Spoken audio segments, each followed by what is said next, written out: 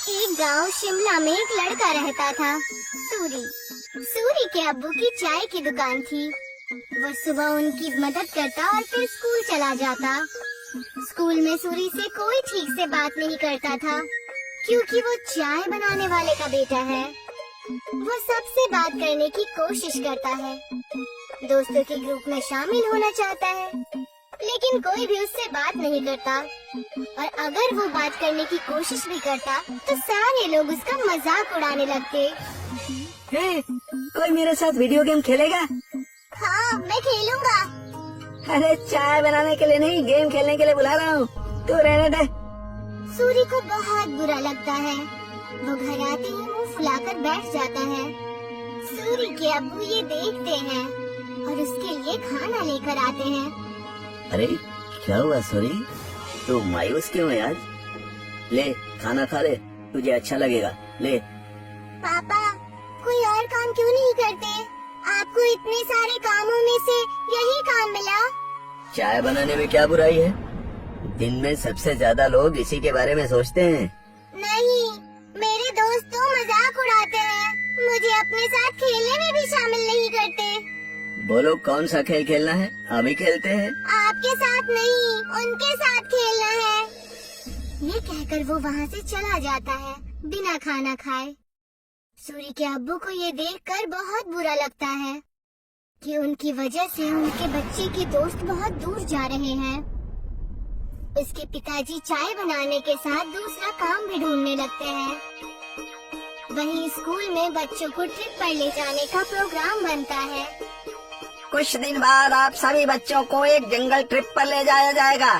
सभी बच्चे उसी तैयारी के साथ आएंगे। सारे बच्चे खुश हो जाते हैं।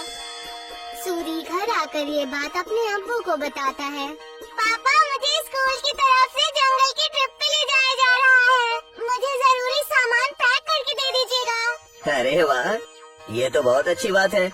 अपने सामान में एक छोटा बर्तन जरूर लेकर जाना, वहाँ अगर कुछ पकाना हो तो काम आ सकता है, ठीक है?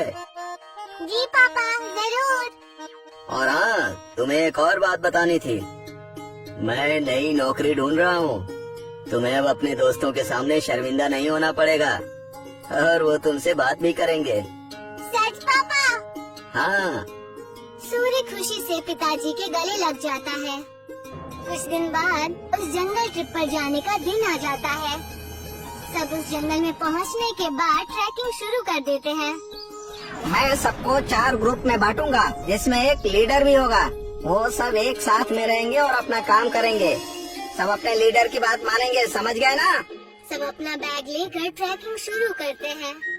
अरे किसको लीडर बना दिया इसको, तो चाय के अलावा कुछ नहीं आता। सब हंसने लग जाते हैं। सूरी को बहुत बुरा लगता है। कुछ दूर चलने के बाद वो थक जाता है। चलो यहाँ रुक जाते हैं, थोड़ा खा पी भी लेते हैं। बाकी सभी मान जाते हैं और रुक जाते हैं। नहीं, हम नहीं रुक सकते। अगर हम रुके तो लेट हो जाएंगे और कुछ ही देर में अंधेरा भी होने वाला है।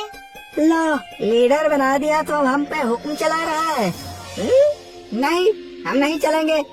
तुझे जाना हो तो जा, हम थोड़ा नाश्ता करने के बाद ही ट्रैकिंग शुरू करेंगे, तो जा। सूरी के मना करने के बाद भी वो वहीं रुकते हैं, लेकिन फिर भी सूरी उन्हें नहीं छोड़ता और उनके साथ वहीं रुक जाता है। कुछ ही देर में टीचर और बाकी के बच्चे आगे निकल जाते हैं और वो वहीं रह जाते हैं। थोड़ी देर आराम और नाश्ता करने के बाद वो अपनी ट्रैकिंग शुरू करते हैं, लेकिन जल्द ही सूरज डूब जाता है और अंधेरा हो जाता है। अरे ये तो अंधेरा हो गया, अब तो रास्ता भी समझ में नहीं आ रहा। बाकी बच्चे भी डरने लग जाते हैं। कुछ ही वक्त में ऐसा मोड़ आ जाता है जहाँ से रास्ता पता करना मुश्किल हो जाता है और उन्हें वहीं ठहरना पड़ता है। अब तो मुझे भी रास्ता नहीं पता। मेरे ख्याल से हमें आवाज लगानी चाहिए। तुरंत ही वो चारों टीचर और अपने क्लास के विद्यार्थियों को आवाज लगाते हैं, लेकिन बात नहीं बनती। टीचर, टीचर, अरे कोई हमें सुन रहा है? हम खो गए हैं, कोई है? सब चिल्लाते हैं लेकिन कोई भी जवाब नहीं आता। लगता है हम बहुत पीछे रह गए हैं। हमें आगे का रास्ता नहीं पता, इसीलिए हमें यहीं रुक जाना चाहिए। हो सकता है अगर आगे गए तो रास्ता भटक जाए। नहीं, हमें कोशिश करनी चाहिए, क्या मालूम हम सही जगह पहुंच जाएं। रात बहुत हो चुकी है, जानवरों का भी डर है। टीचर थोड़ी देर में हमें खोजते हुए आ ही जाएंगे। हमें यहीं रुकना चाहिए। सबको उसकी बात ठीक लगती है और वो लोग वहीं रुक जाते हैं। कुछ ही देर में रात हो जाती है और तेज ठंडी हवा बहने लगती है और उनके पास बचा खाना भी खत्म होने लगता है। अब तो हमारा खाना भी खत्म हो जाएगा और पानी भी खत्म हो जाएगा। अब भी कहता हूँ मैं, हमें चलना चाहिए। अरे लेकिन जाएंगे कहाँ? रास्ता तो बंद है। मुझे तो बहुत डर लग रहा है, कहीं कोई जानवर ना हमें खा जाए। मुझे तो बहुत ठंड भी लग रही है। हाँ मुझे भी। मैं आग जलाता हूँ और सब लोग आग जलाते हैं। कुछ देर जलने के बाद आग कम होने लगती है। अब क्या करेंगे, इतनी ठंड है, आग भी खत्म हो रही है। जानवर से नहीं तो ठंड से चूर कर मर जाएंगे। सूरी कुछ सोचता है और कहता है, मेरे पास एक आइडिया है। मेरे पास बर्तन और चाय की पत्ती रखी हुई है बैग में। वो आग बुझने के बाद तक गर्म रहेगी तो हमें भी गर्म रखेगी। सूरी तुरंत वो बर्तन निकालता है और सब उसे अपना पानी दे देते हैं, लेकिन फिर भी पानी कम पड़ता है। वहीं पास में जमीन पर बर्फ पड़ी होती है, वो उसे उठा लेता है। जैसे ही काली चाय बनती है, आग खत्म हो जाती है। सबको बहुत अच्छा लगता है। उसे पीने के बाद सब तारीफ भी करते हैं, लेकिन अयन सिर्फ चुपचाप चाय पीता है। कुछ ही देर में उन्हें पत्तियों की आवाज आती है और वो अपने पीछे की तरफ देखते हैं। वो देखते हैं कि उनके टीचर आ रहे हैं। सब राहत की सांस लेते हैं।